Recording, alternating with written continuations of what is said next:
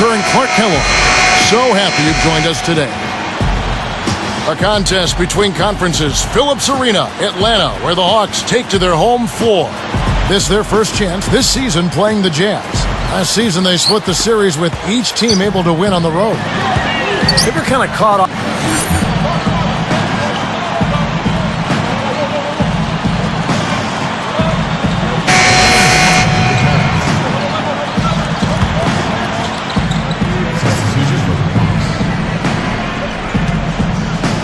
Here's Horford. Millsap on him. Now T.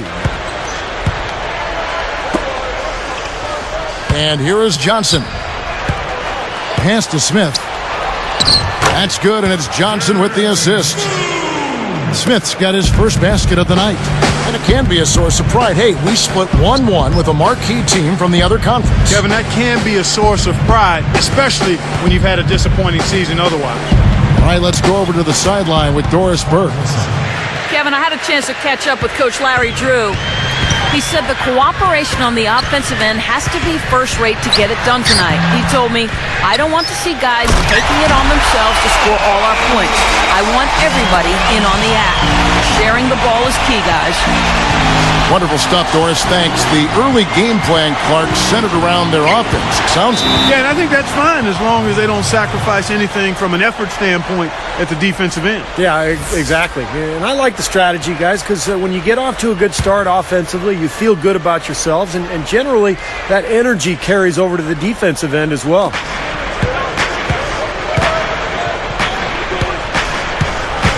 He's coming off a 10-point game against the Magic in Orlando.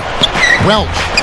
And the first shot of the night for him, missing. You know, after the disappointing end to their 2010 playoff push, the Hawks decided to make a change at the head coaching position and went with Larry Drew at the helm. Fades and shoots. Can't hit. Here go the Jazz the other way. Last game matched up with the Magic. A tough loss there. I thought they committed a lot of unnecessary fouls in that game, guys, and that got them into trouble. And in the end, that may have been the difference. Yep, and that's really a lack of discipline there. I mean, they just weren't under control defensively during a lot of the game.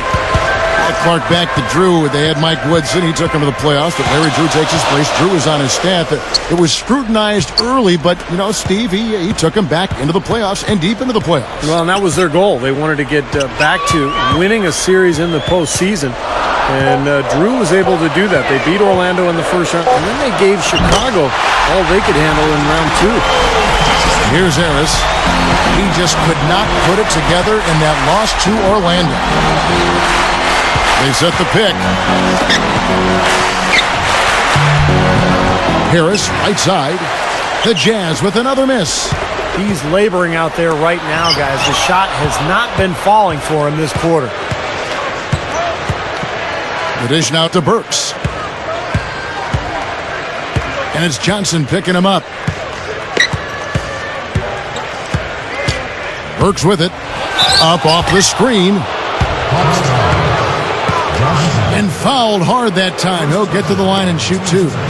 Great awareness by fouling on that layup. Make him earn 2 points. Yeah, I think that's a no-brainer. I mean, send him to the line instead of giving up an easy two. It's a 5-point game. And now let's check out the lineups courtesy of Gatorade, all fueled up and ready to go. Here's the second quarter of play. And so in the game for the Hawks, we've got T. Tracy McGrady is out there with Marvin Williams. Then there's Johnson, and it's Horford in at the center. Johnson outside. Johnson left side. Now T. He's got 5. Just 5 on the clock. He gathers, goes up and lays it nice and easy. He has 7. I like the way he attacked the mismatch, using his speed to get that shot off. Definitely, I agree. I mean, sometimes it forces you to be a bit more creative in that situation. Baseline jumper, gets it to go. Right now, they've got that field goal percentage up in the low 50s. Yeah, they're really starting to put it together offensively, looking to build on this lead. Horford backing in. Gets it to fall. Horford's got his second basket of the game. His presence in the paint gives their offense such a valuable dimension. McGrady covering. And a foul on the shot. He'll go to the stripe for 2. And it's going to be on Tracy McGrady. Well, you know, I'm going to go back to Burks here, Clark. Shooting is something that I think he can develop. And he's got some things that you can't teach. He's so athletic. He's got a ton of potential. But if he's able to develop that outside stroke, he could really be something special. Josh Smith, he's checked in for the Hawks. With the lead pass from 11 feet away. Again, the Hawks good for 2.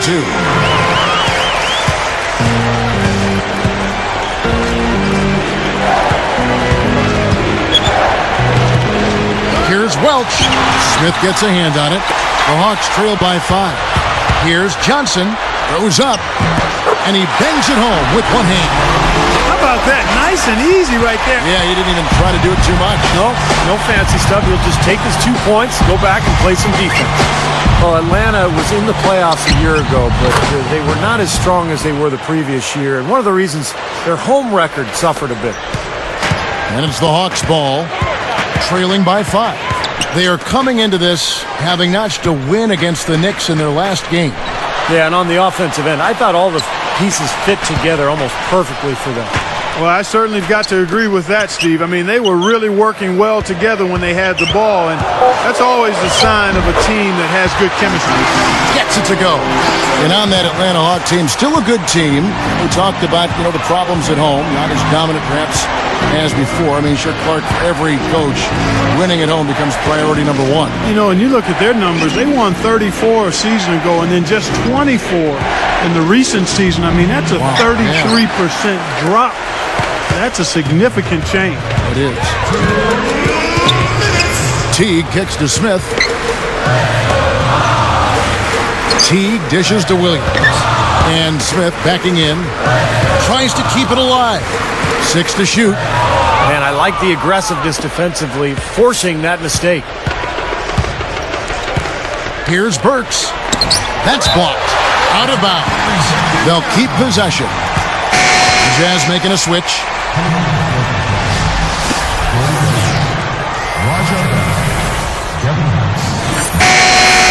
It's more NBA coming your way. Hello and happy Veterans Day. An important in Indiana, it's the Pacers. And as we return here in the Peach State of Georgia, welcome to downtown Atlanta. Gorgeous view.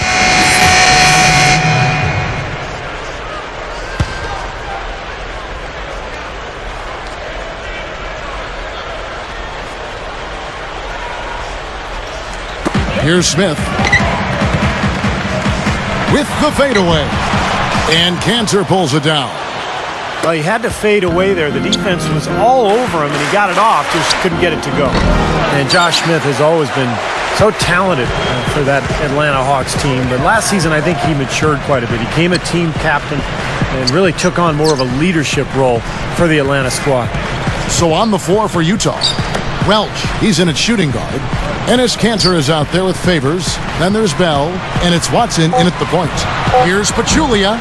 No good. That would have tied it. Going back to Smith, he has become a bit of an elder statesman. Wouldn't you think, Clark, for the Hawks, as this is his 8th season with that team? Amazing. I didn't realize he had been around that long. It's hard to believe that's the case, but he's definitely taken the younger Hawks under his wing.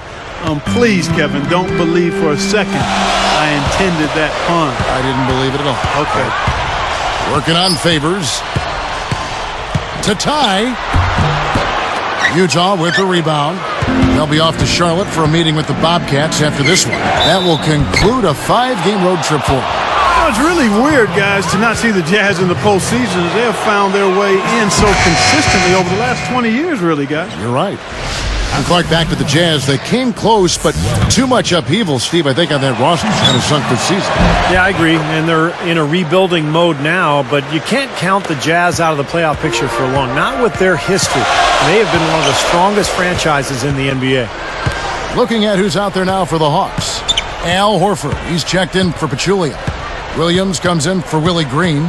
And it's Johnson in for Tracy McGrady. Shot clock at 6. From 6 feet. And it's Smith again missing. Rough go for him this quarter. He just has not been able to find the touch.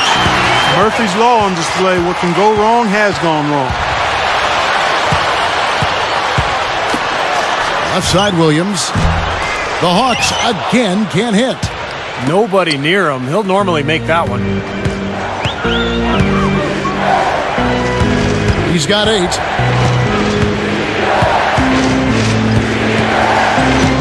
Here's Welch.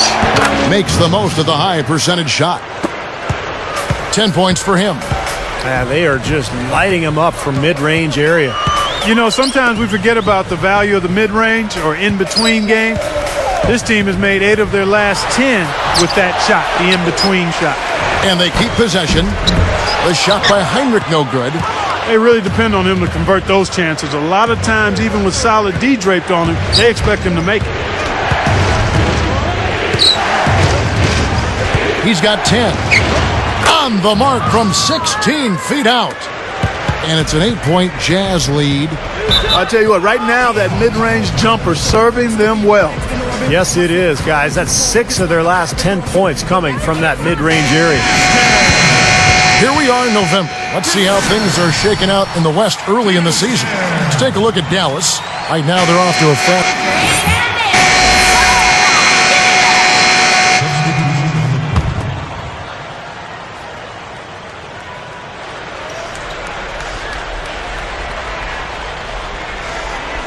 Here's Johnson. From past the arc.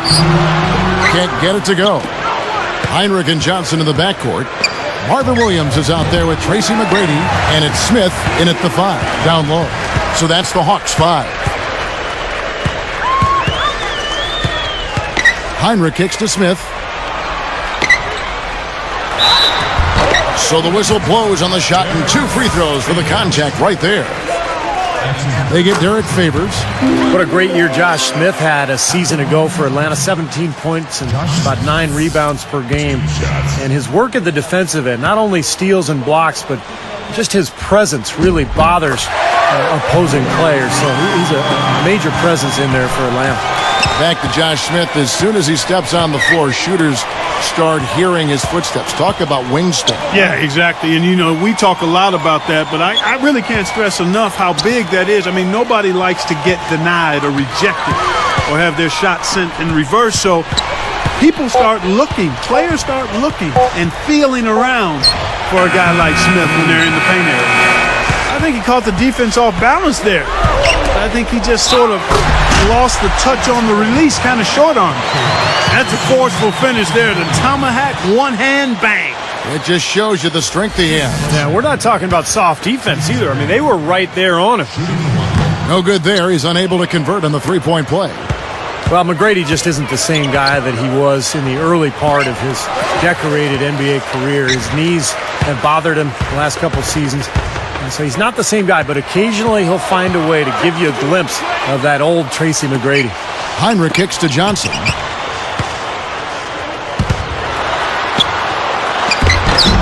Utah with the rebound. Favors has got his 4th rebound in this one. They may have to start looking for some other options because he's really struggling out there.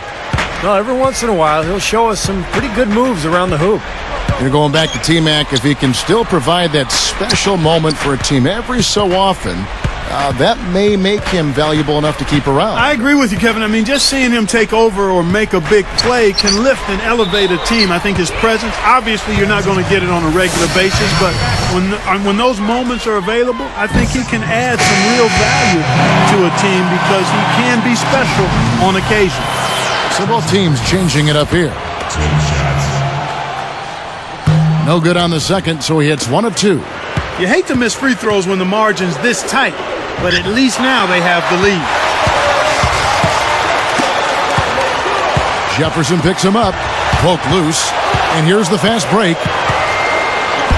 Plays it in off the breakaway. And the Jazz lead by 1. Now, here is McGrady. The leaner. And he connects with the jumper. McGrady's got 5 points now in the quarter. Tell you what, I can't argue with the result, but a little unnecessary to go to the off-balance shot there. Open look. They get it back. Here's Millsap. Can't get it to fall. And so here is Atlanta. It's a 1-point game. Horford backing in. The jump hook. 6 on the shot clock from 17 feet out. Here's Williams. Puts up the baby hook. Takes a big high bounce and goes in. Points in the paint have been the main course, or main entree, if you will. They just keep pounding it inside. And so it's the Hawks who come out on top. It was tight, but they managed to come up with the win. You know, nobody wants to lose a close game, Kevin. It's much better to win those tight ones. And that'll wrap